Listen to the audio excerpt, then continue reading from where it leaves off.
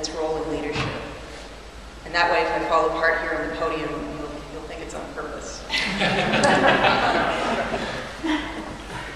So 6 months ago, the mere mention of me delivering a speech in a public place, particularly in an environment like Harvard, gave me so much anxiety that I started seeing double vision and sweating like Richard Simmons. I was brand new to Boston and brand new to the Kennedy School. Every day was survival. I should have been overjoyed to be here, and I was, intellectually.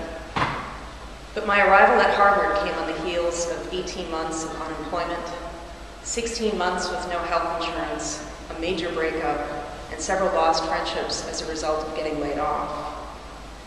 Above all else, I had lost my dignity, which kept getting worse and worse because I just couldn't find another job. Miraculously, I got into the Kennedy School. So I packed on even more stress by deciding to sell my house and car and pack up my things to relocate 1,000 miles away from Minnesota, where I had lived nearly all my life.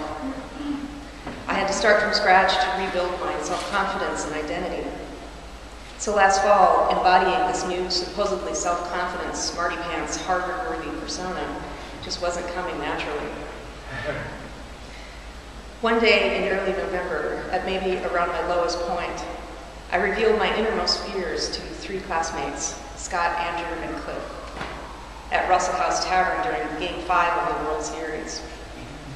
We were sitting at the bar after the Giants had won, and my eyes welled up with tears, and not for the reasons you might think. I said out loud right then and there that I was sad, really sad.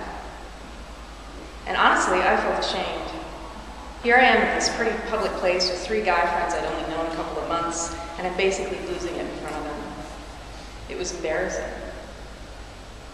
But then Andrew said something really interesting to me. He said, "Jen, you have the most exquisite vulnerability about you." And in that moment, everything changed. I'd never thought about vulnerability as being an admirable quality or powerful. It was the first time it had ever occurred to me that this tendency of mine to show my emotions in front of people is not a weakness, but in fact, it's one of the chief characteristics of authenticity. And it's disarming. We're removing our own armor, and others remove their armor, and suddenly we're having a conversation from our hearts. And we start to see the authenticity and the humanity of people around us. Lately, I've been wrestling with a little bit of a different problem, joy management. I guess it's a bit like anger management, except instead of yelling at people, I scare them sometimes with this exhibition of lightheartedness and happiness, and they just don't know what to do with it. There's also this weird side effect of creativity where I'm coming up with fun and silly and warped ideas all the time, like convincing my international classmates that Americans burn pictures of babies at a New Year's Eve ritual, or suggesting that we host a monster truck rally at a birthday party at a swanky bar in Harvard Square. Maybe people are scared for other reasons. Anyway, in addition to all this, I seem to have an abundance of generosity. It's like the creativity and the generosity have collided like 2 Mack trucks, and I can't seem to stop inviting people to my house and eat my food and sit around my fireplace and enjoy every single beautiful moment of this wonderful life. But I have to be fully transparent about joy management. There's a dark side. It's not always joyful. Openness and vulnerability sometimes lead to overexposure. Sometimes you find yourself going from laughing 1 minute to weeping the next. It can be overwhelming sometimes, having emotions. But you get used to it. When we inhale, we have to exhale too. When we wake up crabby, we spill coffee all over our pants, find out somebody's slashed our kids' bicycle tires for no apparent reason, it's really easy to get angry and clench up and harden and hold on to the negativity and forget to exhale. You have to remember to let stuff go. And you do that by acknowledging your feelings, suspending your judgment of them, and then moving on. Ultimately, my message to you is that there's so much energy we need to face the world every day. There's terrible news abroad, and there are terrible crises in our own backyards.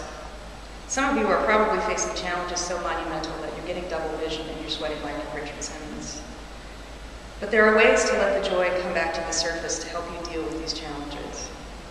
There is beauty absolutely everywhere if you just get in the habit of looking for it. You get in the habit of looking at strangers and teasing a smile on them. You pay sincere compliments when the mood strikes you. You pick dandelions and you give them to your boss.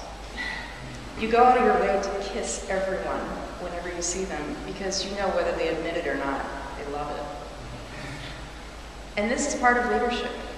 Our job is to be joyful. This is how we start to change the tone, to help others lead, to do something joyful too. And it's really pretty simple. Just be. Be here now. Be who you are, right here, right now.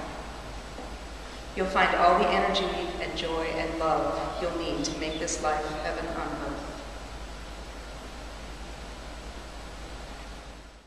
I think what I want people to take away from this speech today is the capacity to let go and show their feelings and disarm. And I feel calm and relieved and really good. Feels really good.